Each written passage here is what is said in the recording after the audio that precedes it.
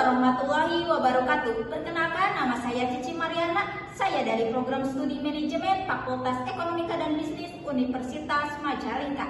Oh iya, berdirinya saya di sini, saya akan menjelaskan mengenai persaingan dua perusahaan raksasa produk rumah tangga. Yang satu legenda puluhan tahun dan yang satu penantang baru yang terus menggebrak. Ini dia Tupperware versus Lock and Lock. Yuk disimak penjelasannya. Tupperware berasal dari nama penemunya, yaitu Earl Silas Tupper, seorang ahli kimia berkelahiran 28 Juli 1907 di New Hampshire, Amerika Serikat. Awalnya Tupper memiliki bidang usaha di bidang pertanian dan perkebunan. Namun bisnisnya bangkrut akibat krisis ekonomi global, yaitu Great Depression tahun 1929 yang juga dikenal sebagai masa Malaysia. Karena krisis tersebut, Tupper terpaksa melamar pekerjaan di sebuah perusahaan besar bernama DuPont Chemical Company yang bergerak di bidang industri kimia. Disitulah Tupper mulai mengenal bahan dasar plastik termasuk polietilen, sejenis plastik mentah yang waktu itu belum dimanfaatkan secara luas. Pada tahun 1938, Tupper mendirikan usahanya sendiri di bidang produk plastik karena ia melihat adanya peluang besar dalam penggunaan plastik tersebut untuk kebutuhan rumah tangga. Namun plastik saat itu masih dianggap kotor, berminyak, berbau, dan kaku, sehingga tidak disukai oleh masyarakat. Dengan berbagai eksperimen laboratorium, Tupper berhasil memurnikan biji polietilen hitam menjadi bahan plastik yang lebih fleksibel, tidak berminyak, tidak berbau, dan ringan dan kuat. Inilah awal dari terinspirasinya plastik modern yang digunakan untuk membuat wadah makanan tersebut. Nah, setelah Perang Dunia Kedua berakhir, tepatnya pada tahun 1949, Tupper merilis produk pertamanya yang terkenal, yaitu Wonderbowl, sebuah wadah makanan kedap udara. Ciri khas dari produk tersebut yaitu bahan plastik bening seperti kaca, kedap udara, dan kedap air, elastisitas dan tahan benturan terhadap tutup. Khususnya juga bernama Barpin Seal, yaitu tutup yang mengeluarkan udara saat ditekan agar isi di dalamnya tetap segar. Terus produk tersebut dipatenkan oleh Tupper pada tahun 1947. Wonderbowl ini menjadi inovasi besar di dunia rumah tangga. Namun penjualan itu tidak berhasil dan ada gagalnya. Meskipun produknya revolusioner, awalnya produk Tupperware tidak laku di pasaran. Tupper mencoba menitipkan produk-produknya di minimarket, tapi justru hanya menjadi pajangan yang berdebu karena tidak ada tahu kelebihan produk ini. Cara penggunaannya, tutupnya tidak biasa, tidak ada yang menjelaskan manfaat secara langsung kepada konsumen terkait kondisi wadah tersebut. Kemudian Tupper kecewa dan bertanya-tanya, mengapa sih produk yang bagus ini tidak bisa terjual? Nah, kemudian jawaban dari atas pertanyaan itu muncullah Tupper bertemu dengan seorang ibu rumah tangga bernama Brownie Wise. Dari sinilah Brownie Wise kemudian memperkenalkan sistem penjualan langsung melalui arisan di rumah yang dikenal sebagai Tupperware Party. Konsepnya adalah seorang ibu rumah tangga yang mengundang teman-temannya ke rumah. Kemudian produk Tupperware tersebut didemonstrasikan langsung kepada konsumen dengan suasana santai dan sosial. Sistem ini kemudian langsung sukses besar karena ibu-ibu bisa melihat langsung cara penggunaan produk, ada pendekatan emosional juga dalam membeli, dan juga menjadi ajang sosial dan peluang penghasilan tambahan bagi ibu-ibu. Kemudian Tupperware juga mulai masuk ke Indonesia pada tahun 1991 melalui PT Alipros. Produk ini berkembang pesat dan sangat populer di kalangan ibu rumah tangga Indonesia karena kualitas produk awet, desain menarik, sistem arisan dan demonstrasi cocok dengan budaya lokal di Indonesia. Tupperware juga mencapai puncak kejayaannya di Indonesia pada era 1990-an hingga awal 2000-an dan pernah menjadikan Indonesia sebagai pasar terbesar di dunia bagi. Kesuksesan luar biasa yang diraih perusahaan Tupperware ini berlangsung selama lebih dari setengah abad, dimulai dari pertengahan abad ke-20 hingga awal 2000-an. Awal kesuksesan di Amerika Serikat setelah peluncuran produk pertamanya pada tahun 1946, ketika Brownie Wise memperkenalkan konsep Tupperware Party, yaitu penjualan produk melalui acara sosial di rumah. Model ini langsung sukses karena produk ini bisa diperagakan langsung, konsumen bisa bertanya dan mencoba sebelum membeli. Ada kedekatan emosional antara penjual dan pembeli. Konsep Tupperware Party ini menjadi andalan dan menjadikan Tupperware sebagai salah satu pelopor sistem penjualan langsung yang sangat sukses. Setelah menguasai pasar Amerika, Tupperware mulai mengekspansi pasar internasional sejak tahun 1950-an dan 1960-an. Produk ini menyebar ke Eropa, Asia, dan Amerika Latin. Di banyak negara, Tupperware tidak hanya menjadi produk rumah tangga, tapi juga simbol kemapanan, produk eksklusif, peluang usaha bagi para ibu rumah tangga. Brand ini dengan cepat menjadi nama yang sangat dikenal dan dipercaya karena keunggulan kualitas serta daya tahan produknya. Tupperware sendiri resmi masuk ke Indonesia pada tahun 1991. Di masa itu, belum banyak produk plastik berkualitas tinggi di pasar. Maka Tupperware langsung mendapat tempat di hati masyarakat, terutama ibu rumah tangga yang suka arisan, karyawan yang suka membawa bekal. Tupperware menyebar luas dengan sistem penjualan langsung, yaitu direct selling dengan demonstrasi produk ke rumah-rumah. Metode yang sangat cocok dengan budaya Indonesia. Kemudian tumbuh menjadi pasar terbesar Tupperware di dunia, terutama pada periode 2000 sampai 2013. Bahkan penjualan tahunannya pun pernah menembus lebih dari 200 juta US dollar dengan lebih dari 2.500 agen aktif yang tersebar di seluruh Indonesia. Beberapa alasan mengapa Tupperware begitu digemari dan menjadi primadona besar pada masa jayanya ini. Karena kualitasnya tinggi dan tahan lama, tidak mudah bocor, dan aman untuk makanan. Garansi pun seumur hidup. Desain eksklusif dan elegan, tampil beda dari produk plastik biasa. Prestise merek juga membawa Tupperware dianggap keren dan bergengsi. Terbatasnya tempat pembelian hanya bisa dibeli dari agen resmi, sehingga terkesan eksklusif. Tupperware sendiri tidak hanya menjadi alat rumah tangga, tapi juga bagian dari identitas sosial, bahkan ada yang menjadikannya sebagai hadiah acara penting. Puncak dari masa keemasannya Tupperware berlangsung dari era 1960-an hingga awal 2010-an. Pada masa itu, perusahaan masuk dalam jajaran merek global paling berpengaruh. Penjualan pun tersebar di lebih dari 100 negara. Tupperware sendiri diakui sebagai pionir sistem direct selling atau penjualan langsung, dikenal dalam industri rumah tangga, khususnya wadah makanan. Kesuksesannya pun selama puluhan tahun tak lepas dari strategi unik yang mereka gunakan, yaitu model bisnis penjualan langsung atau dikenal sebagai direct selling. Dalam model ini, Tupperware tidak menjual produknya di toko retail ataupun supermarket seperti kebanyakan merek lainnya.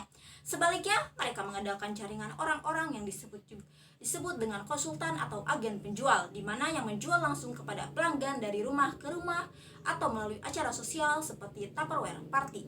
Tupperware Party adalah konsep yang sangat khas dari brand ini. Biasanya, seorang ibu rumah tangga akan mengundang teman-temannya ke rumah lalu memperagakan cara penggunaan produk Tupperware ini. Dari situ, mereka melakukan pemesanan, berdiskusi, bahkan berbagi pengalaman. Metode ini sukses besar di Amerika Serikat dan berkembang cepat di berbagai negara, termasuk Indonesia. Model bisnis ini awalnya sangat efektif karena selain menawarkan produk, ia juga menawarkan pengalaman sosial dan kesempatan usaha bagi para ibu rumah tangga. Banyak perempuan merasa terbantu secara ekonomi karena bisa menjual Tupperware tanpa meninggalkan rumah. Selain itu juga, Tupperware ini memperkuat loyalitas pelanggan karena pembeli seringkali adalah bagian dari komunitas atau jaringan pribadi si penjual ini. Namun seiring berjalannya waktu, kelemahan dari model bisnis ini mulai terlihat, terutama ketika dunia mulai bergerak ke arah digital. Konsumen modern, terutama generasi milenial, Gen Z, dan juga generasi lain sudah terbiasa berbelanja online. Mereka tidak punya waktu untuk ikut arisan ataupun pertemuan rumah. Mereka lebih suka transaksi cepat, praktis, dan instan lewat marketplace seperti Tokopedia, Shopee, ataupun TikTok Shop. Sayangnya, Tupperware terlambat menyadari perubahan ini. Mereka tetap bergantung pada sistem lama yang semakin tidak relevan. Meskipun produk mereka berkualitas dan punya banyak keunggulan, namun cara menjualnya tidak lagi cocok dengan gaya hidup konsumen dalam masa kini. Selain itu, munculnya banyak pesaing baru seperti Lock and Lock dan merek lokal lainnya yang membuat posisi Tupperware semakin tertekan. Brand-brand pesaing ini aktif di media sosial, memiliki desain produk yang trendy, ramah lingkungan, dan juga harga yang terjangkau. Tupperware tetap mempertahankan Lock yang kini dikenal sebagai salah satu merek produk rumah tangga modern terpopuler. Didirikan pada tanggal 11 November 1978 di Seoul, Korea Selatan oleh Kim Song-hoon. Awalnya perusahaan ini bernama Kookjin Distribution Corp dan fokus pada distribusi produk rumah tangga biasa di pasar domestik Korea. Namun seiring berjalannya waktu, perusahaan ini melihat peluang besar di pasar penyimpanan makanan, terutama produk yang aman, kedap udara, dan mudah digunakan. Titik balik penting terjadi pada tahun 1998 ketika Lock and Lock meluncurkan produk inovatif berupa wadah makanan dengan sistem penguncian 4 sisi yang benar-benar kedap udara dan air. Produk ini menjadi revolusioner karena tidak hanya aman dan praktis, tetapi juga dapat digunakan dalam microwave, freezer, dan juga dishwasher. Desain ini langsung mendapat perhatian pasar global dan membuat nama Lock and Lock mulai dikenal luas di berbagai negara. Untuk memperkuat identitas mereknya, pada tahun 2003, perusahaan resmi mengganti nama menjadi Lock and Lock Co. Ltd. Mereka pun mulai melakukan ekspansi internasional besar-besaran, dimulai dengan pembukaan kantor cabang di China, Vietnam, Indonesia, dan Thailand. Bahkan mereka membangun pabrik sendiri di Vietnam untuk memproduksi berbagai produk seperti plastik, kaca tanah, kaca tahan panas, dan peralatan masak. Tahun 2010, Lock and Lock resmi terdaftar di Bursa Efek Korea yang memperkuat statusnya sebagai perusahaan berskala global. Yang pertama ada teknologi pengunci 4 sisi yang tahan bocor dan kedap udara. Lock and Lock dikenal luas berkat teknologi tutup 4 sisi yang merupakan inovasi khas mereka. Sistem ini memastikan tutup kotak makan dapat terkunci di keempat sisinya dengan rapat, menjadikannya wadah kedap udara, menjaga makanan tetap segar lebih lama, tahan bocor bahkan untuk makanan berkuah atau cair. Aman juga digunakan untuk disimpan di microwave ataupun freezer. Keunggulan ini sangat penting bagi konsumen modern yang mengutamakan keamanan dan kenyamanan saat membawa makanan ke sekolah, ke kantor, ataupun perjalanan. Yang kedua ada ramah lingkungan dan aman untuk kesehatan. Produk Lock and Lock ini dibuat dari material yang aman, bebas BPA, yaitu zat kimia berbahaya yang umum ditemukan di plastik murah. Banyak pilihan berbahan kaca borosilikat, stainless steel, dan plastik food grade. Terus juga ada produk reusable sehingga membantu mengurangi limbah plastik sekali pakai. Mereka juga mendorong gaya hidup sehat lewat produk seperti kotak bekal bento untuk meal prep, botol minum Sprott, dan tumbler kekinian, wadah penyimpanan bahan makanan sehat seperti oats, biji-bijian, dan salad. Ini menjadikan Lock and Lock pilihan utama bagi keluarga muda, pelaku diet sehat, dan konsumen yang peduli pada lingkungan. Yang ketiga ada desain modern, estetik, dan sesuai tren gaya hidup, di mana Lock and Lock memperhatikan desain visual dan estetika produk. Mereka juga menawarkan produk dengan warna pastel, netral, dan earth tone yang kekinian, bentuk ergonomis dan minimalis yang cocok dengan dapur modern, ukuran variatif dari kecil untuk cemilan hingga besar untuk stok dapur.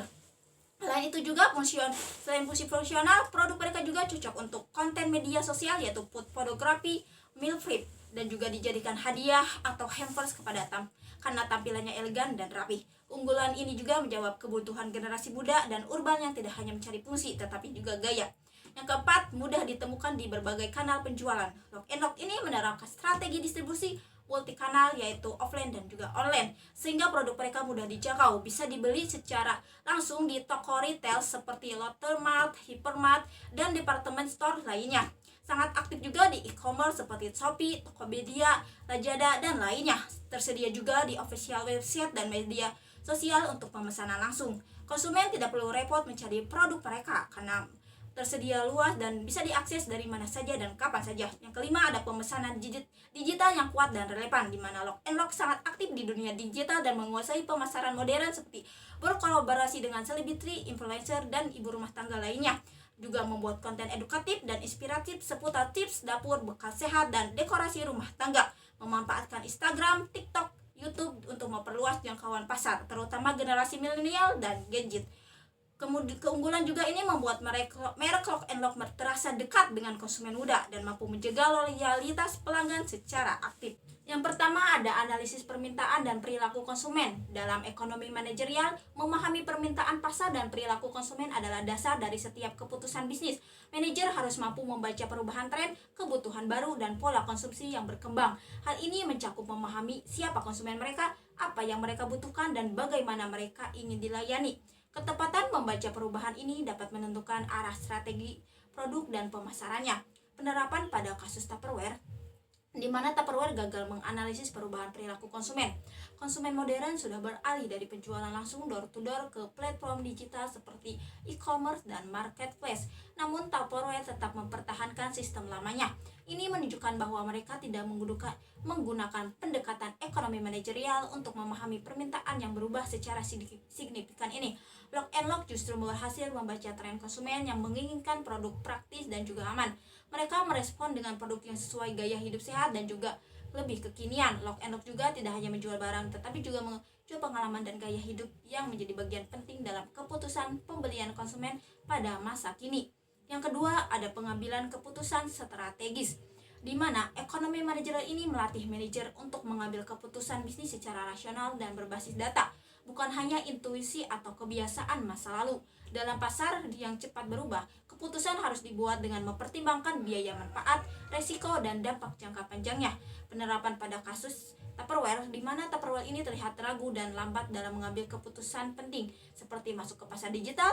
Saat pesaing mulai aktif menjual secara online dan promosi di media sosial, Tupperware masih mempertahankan cara jualan konvensionalnya. Ini menunjukkan lemahnya kemampuan manajerial dalam menyusun keputusan strategis berbasis analisis pasarnya. Sebaliknya, Lock and Lock menunjukkan pengambilan keputusan yang cepat dan relevan. Mereka tidak hanya masuk ke e-commerce lebih awal, tapi juga menyesuaikan strategi promosi dengan mengandalkan digital marketing dengan kerjasama dengan selebriti atau influencer dan membangun komunitas pelanggan yang loyal. Semua langkah itu adalah bentuk penerapan keputusan manajerial yang responsif terhadap dinamika pasar. Yang ketiga ada inovasi produk dan diferensiasi, di mana salah satu prinsip penting dalam ekonomi manajerial ini adalah inovasi berkelanjutan dan diferensiasi produk. Untuk menciptakan keunggulan bersaing, inovasi tidak hanya soal teknologi, tapi juga soal kemasan, desain, fungsi, bahkan cara produk dikomunikasikan ke konsumen. Penerapan pada kasus yaitu Tupperware dinilai kurang inovatif. Desain dan jenis produknya tidak banyak berubah dari tahun ke tahun, masih sama. Mereka terlalu percaya diri dengan reputasi merek lama tanpa melihat bahwa konsumen menginginkan sesuatu yang baru. Kurangnya inovasi membuat produk mereka tidak lagi menarik atau relevan di pasar modern saat ini. Sementara Lock and Lock sangat aktif berinovasi. Mereka meluncurkan beragam produk yang baru sesuai kebutuhan pasar, seperti wadah penyimpanan hemat tempat, lockbox dengan sekat, dan tumbler anti bocor dengan warna-warni pastel yang kekinian. Mereka juga mengembangkan kemasan dan branding yang menarik generasi muda. Ini menunjukkan penerapan prinsip diferensiasi dan inovasi dalam ekonomi manajerial secara konsisten. Yang keempat ada manajemen dan ketidakpastian, di mana ekonomi manajerial ini mengajarkan setiap keputusan bisnis mengandung resiko. Oleh karena itu, perusahaan harus mampu mengidentifikasi, mengukur, dan mengelola resiko, serta memiliki strategi mitigasi untuk menjaga kelangsungan usahanya, terutama dalam kondisi ekonomi yang fluktuatif ini. Penerapannya, Tupperware tampaknya tidak memiliki manajemen yang kuat ketika menghadapi penurunan penjualan global dan perubahan perilaku pasar. Mereka tidak memiliki langkah cepat untuk bertahan. Akhirnya mereka mengalami krisis keuangan dan gagal membayar utang dan mengajukan perlindungan kebangkrutan dan akhirnya bangkrut. Sementara Lock and Lock memiliki sistem mitigasi risiko yang baik. Mereka tidak bergantung hanya pada satu pasar, melainkan mengekspor ke beberapa lebih negara dan membuka cabang di berbagai wilayah, dan juga memiliki berbagai lini produk yang bisa menopang bisnis saat satu pasar sedang lemah. Ini merupakan bentuk diferensiasi risiko yang menjadi prinsip penting dalam ekonomi manajerial. Tupperware, merek legendaris yang dulu sangat identik dengan kualitas dan gaya hidup rumah tangga, kini menjadi contoh nyata perusahaan besar yang gagal menghadapi perubahan zaman. Meskipun pernah menikmati kejayaan selama beberapa dekade, Tupperware tidak mampu mempertahankan posisinya di tengah gelombang digitalisasi dan pergeseran perilaku konsumen. Salah satu penyebab utama kegagalan Tupperware adalah ketergantungan yang terlalu besar pada sistem penjualan langsung atau direct selling, di mana model ini awalnya sangat berhasil karena melibatkan agen rumah tangga yang menjual produk melalui pertemuan-pertemuan sosial seperti Tupperware Party. Namun seiring waktu, cara ini mulai ditinggalkan karena tidak lagi sesuai dengan gaya hidup konsumen modern yang lebih sibuk dan menginginkan kemudahan. Ketika belanja online menjadi kebiasaan baru, Tupperware justru lambat beralih ke platform digital. Mereka tertinggal dari kompetitor yang sudah lebih dulu aktif di e-commerce dan media sosial.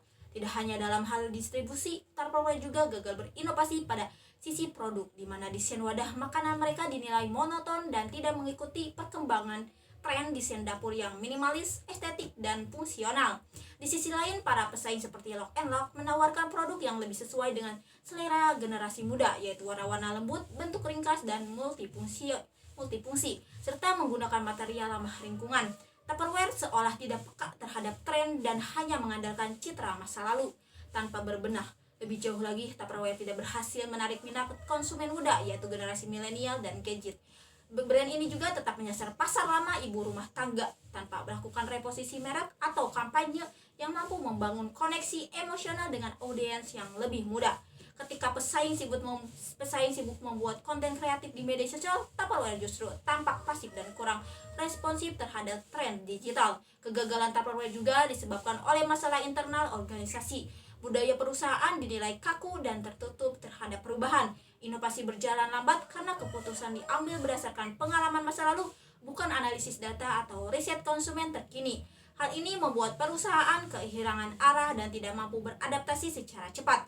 Akibat dari semua itu, kinerja keuangan Tupperware terus memburuk. Penjualan stagnan, margin laba turun, dan juga laba operasional semakin berat. Akhirnya, pada tahun 2024, Tupperware resmi mengajukan perlindungan kebangkrutan di Amerika Serikat dengan utang lebih dari 12 triliun.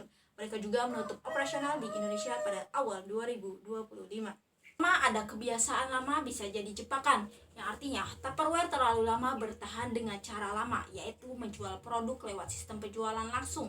Seperti Tupperware Party, metode ini memang sangat berhasil di masa lalu, tapi sudah tidak relevan dengan gaya hidup konsumen di masa kini yang lebih suka belanja online, cepat, dan juga praktis. Pelajarannya yaitu kebiasaan bisnis yang dulu sukses bisa jadi jebakan kalau tidak dievaluasi ulang. Bisnis harus terus mengkaji apakah strategi yang digunakan masih sesuai dengan zaman atau tidak. Terlalu nyaman dengan cara lama bisa membuat perusahaan tertinggal dan akhirnya ditinggalkan oleh konsumen. Yang kedua, inovasi bukan opsi, melainkan kebutuhan. Salah satu alasan kenapa Tupperware kalah dari pesaing seperti Lock and Lock ini yaitu karena minimnya inovasi produk. Desain wadah makanan mereka terlihat biasa saja, tidak mengikuti tren warna kekinian, tidak ramah lingkungan, dan juga kurang praktis. Sementara itu, kompetitor menghadirkan produk yang modis, multifungsi, dan sesuai gaya hidup modern. Pelajarannya yaitu dalam dunia bisnis saat ini, inovasi adalah kebutuhan pokok. Konsumen terus berubah. Apa yang disukai tahun lalu belum tentu disukai sekarang. Maka perusahaan harus selalu memperbaharui produk, layanan, strategi pemasaran, dan cara komunikasi agar tetap relevan di pasar. Yang ketiga, ada bisnis yang tidak berkembang akan ditinggalkan konsumen, di mana Tupperware tidak berkembang secara signifikan. Mereka tidak memperluas kanal penjualan, tidak menyasar konsumen baru, dan tidak mengembangkan sistem digitalisasi. Akibatnya, konsumen terutama anak muda beralih ke merek lain yang lebih modern dan mudah dijangkau. Pelajarannya yaitu perusahaan harus terus tumbuh dan berkembang baik dari sisi teknologi, produk maupun pasar. Jika tidak, konsumen akan mencari alternatif lain yang lebih menarik. Pasar selalu berubah dan jika bisnis tidak ikut bergerak, maka perlahan tapi pasti akan ditinggalkan. Yang keempat, pemimpin perusahaan harus berani berubah, cepat ambil keputusan dan mau mendengarkan pasar, di mana manajemen Tupperware ini dianggap lambat merespon perubahan. Mereka tidak segera masuk ke e-commerce, tidak mengganti strategi penjualan, dan tidak cepat menangani penurunan penjualannya. Lebih buruk lagi, mereka tidak banyak mendengarkan keinginan dan kebutuhan pasar, terutama dari generasi milenial, generasi muda seperti milenial dan gadget ini. Pelajarannya, pemimpin bisnis harus lebih berani mengambil keputusan penting, bahkan jika itu berani meninggalkan cara lama. Cepat bertindak saat ada perubahan tren atau ancaman kompetitor, di mana kita harus mendengarkan suatu pasar baik melalui riset konsumen, data penjualan, maupun tren media sosial. Manajer atau pemilik usaha yang terlalu kaku atau ragu untuk berubah akan membuat bisnis stagnan dan kehilangan arah. Kesimpulannya, kisah persaingan antara Tupperware dan Lock and Lock ini menunjukkan bahwa dalam dunia bisnis modern, kemampuan beradaptasi, berinovasi, dan memahami konsumen adalah kunci utama untuk bertahan dan tumbuh. Tupperware meskipun merupakan merek legendaris dengan sejarah panjang, tapi gagal membaca perubahan pasar. Mereka terlalu lama bergantung pada sistem penjualan langsung dan tidak segera merespon pergeseran perilaku konsumen yang kini lebih digital, cepat, dan juga praktis. Tupperware juga kurang inovatif dalam desain produk dan tidak mampu menarik generasi muda. Akibatnya mereka mengalami penurunan penjualan, keuangan memburuk, dan akhirnya mengajukan kebangkrutan dan bangkrut. Sementara Lock and Lock juga muncul sebagai merek yang lebih adaptif, inovatif, dan peka terhadap tren. Mereka aktif di e-commerce, media sosial, dan bekerja sama dengan selebriti ataupun influencer dan menghadirkan produk dengan desain modern serta ramah lingkungan. Strategi distribusi multi kanan, online dan offline juga, dan pendekatan digital marketing membuat Lock and Lock mampu menjangkau pasar yang lebih luas dan membangun loyalitas baru di kalangan konsumen muda. Dari kisah nyata dua merek besar, Tupperware dan Lock and Lock, kita dapat belajar satu hal penting.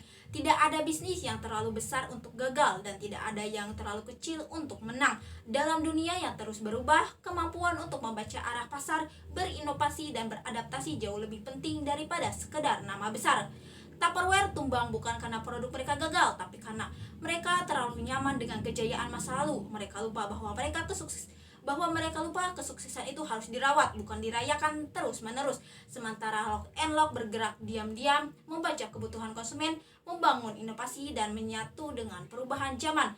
Dalam bisnis yang sudah besar, bukan alasan untuk sombong. Yang lambat beradaptasi akan tertinggal, dan yang berhenti berinovasi akan dilupakan. Karena sejatinya yang bertahan bukan hanya paling tua, tapi yang paling tanggap terhadap perubahan pasar dan paling berani menghadapi masa depan. Nah, gimana teman-teman? Sudah paham kan mengenai analisis persaingan dua perusahaan raksasa produk rumah tangga antara Tupperware versus Lock and Lock? Semoga video ini bermanfaat dan menambah wawasan ya bagi teman-teman semua. See you next time. Bye-bye.